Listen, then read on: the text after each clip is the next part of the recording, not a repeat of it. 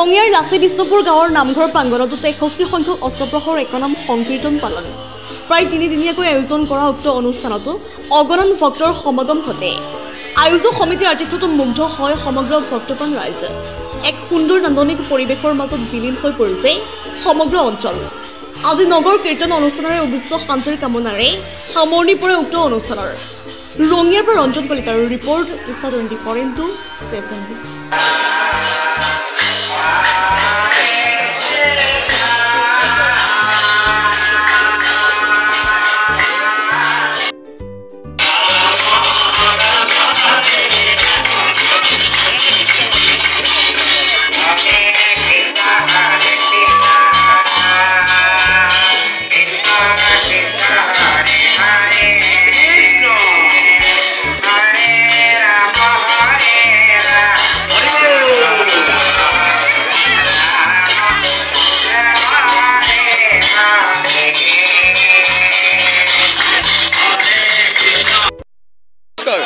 আপোনালোকৰ যি অনুষ্ঠান এই যে 63তম বৰ্ষ আপোনালোকৰ যে একদম সংকীৰ্তনৰ ক্ষেত্ৰত কেনেকুৱা সহায় পাইছে আপোনালোকে কওকচোন। আমাৰ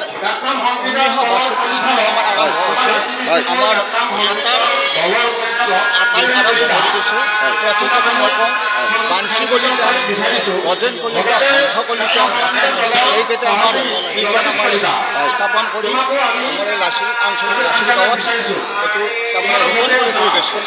তাৰপিছত কলি পোষাকে উপদেশ দি আমাৰ এই কীৰ্তনটো বদলি তাৰপিছত কীৰ্তন চলি আছে, কিন্তু আমি কোনো ধৰণৰ ইয়াত চৰকাৰী সাহায্য পোৱা নাই, ৰাইজৰ সহায় পাইছোঁ, ৰাইজৰ মংগল পাইছোঁ। ইতিমধ্যে আপোনালোকে দেখিছে আমাৰ কীৰ্তন যথেষ্ট আপোনাৰ ভক্তপ্ৰাণ ৰাইজ উপস্থিত হৈছে, চলি আছে। গতিকে বহু দূৰৰ পৰা ভক্ত আহে, সেৱা লয়, যি সেৱা লয় বহুতো ইয়াত প্ৰমাণ পাইছে। সেই হিচাপে আৰু ভক্ত বাঢ়ি গৈছে। আমি এতিয়া নতুন প্ৰজন্মক আমি শিকাই আছোঁ, আমাক যেনেকৈ শিকাইছিল আগৰ প্ৰজন্মক আমি এতিয়া নতুন প্ৰজন্মক আমি শিকাই আছোঁ। এইবেলি আমি নতুন প্ৰজন্মক দিছোঁ, তেখেতক এখন নাজানিছিলে আমি গুৰুত ধৰি তেখেতক আগবঢ়াই দিছোঁ। আজি ৰমক জমক চলাইছে কীৰ্তনখন। তেখেতসকলে এটা সময়ত সোমাই সেৱাটো লোৱা নাছিল, কিন্তু সেই ভক্তক আমি এই কীৰ্তন চলাবলৈ আজি এৰি দিছোঁ। কিন্তু আমি ৰাইজ ঘৰত আছোঁ, সুন্দৰভাৱে চলি আছোঁ। আজি বালিসত্ৰ লাচি বিষ্ণুপুৰ বুলি ক'লে আমাৰ বহুসংখ্যক মানুহে গম পোৱা হৈছে যে ৰঙিয়া অঞ্চলৰ এটা সাংস্কৃতিক দিশৰ ক্ষেত্ৰত আগবঢ়া এখন গাঁও বা এটা অঞ্চল। আৰু এই অঞ্চলৰ ক্ষেত্ৰত আপোনালোকে আজি ইয়াত একদম সংকীৰ্তনৰ ক্ষেত্ৰত আপোনালোকে যিটো ইয়াত অনুষ্ঠান আয়োজন কৰিছে, আচলতে এইটো এটা ক'ব লাগিলে খুব আচৰিত কথা। কাৰণ 63 বছৰ একদম সংকীৰ্তন ক্ষেত্ৰত আপোনালোকে যি যথেষ্ট ত্যাগ মহাপনীত মানে আপোনালোকে স্বীকাৰ কৰি আহিছে, আৰু তেনে ক্ষেত্ৰত আপোনালোকৰ মাজৰ পৰা বহু মানুহ হেৰাই গৈছে। হয়, আৰু সেইসকল মানুহৰ আত্মাৰ সদ্গতিৰ কাৰণে আপুনি কি ক'ব? আমি আত্মসদ্গতিৰ কাৰণে আমি ৰাইজে তেখেতসকলক প্ৰথমতে আমি তেখেতসকলক আমি চাকি বন্তি জ্বলাই আমি তেখেতক স্মৰণটো আমি লৈ লওঁ। তাৰপিছত আমি ভক্তসকল আমি কীৰ্তন হেৰিটো চলোৱাৰ কাৰণে আমি আগবাঢ়োঁ। আৰু আজি কেনেকুৱা লাগিছে দাদা? আচলতে আজি এইটো ইমান ভক্তপ্ৰাণ ৰাইজ আৰু ইমানখিনি মানুহ ইয়াত আজি আপোনাৰ কেনেকুৱা অনুভৱ এটা ভাল লাগিছে কওকচোন বাৰু? আমাৰ ৰাইজৰ ভালে লাগিছে। কোনোবাই যদি অজানিতে কিবা পাই যায়, পিছত আমি বিৰত আঘাত পাম, আপোনালোকে আঘাত কৰিব। আমি আৰু গৈ আমি আৰু নতুনকৈ এইটো আচলতে এটা একদম সংকীৰ্তন হৈছে শান্তি প্ৰক্ৰিয়া, য'ত শান্তি চলে। মানে ইয়াত অশান্তি নহয়, শান্তিৰ সৃষ্টি হয়।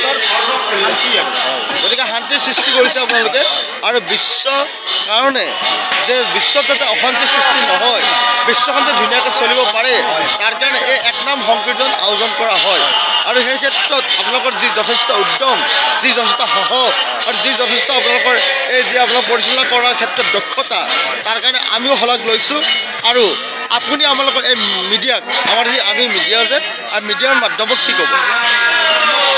মিডিয়াৰ মাধ্যমত আমি শলাগ লৈছোঁ। আপোনালোকক পোনপ্ৰথমে আপোনালোকক আমি নমস্কাৰ জনাইছোঁ। বহু কষ্টৰে আপোনালোক আহি আমাৰ ইয়াত আমাৰ এইখিনি যাতে সংগ্ৰহ কৰি পিছত নিশ্চয় আপোনালোকেও এজন ভকত এই হিচাপে আহি আমাক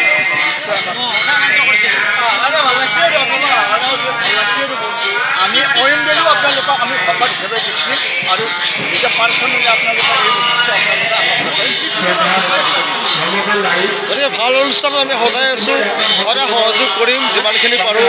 বিনা আমন্ত্ৰণ হ'লেও আমি আহোঁ।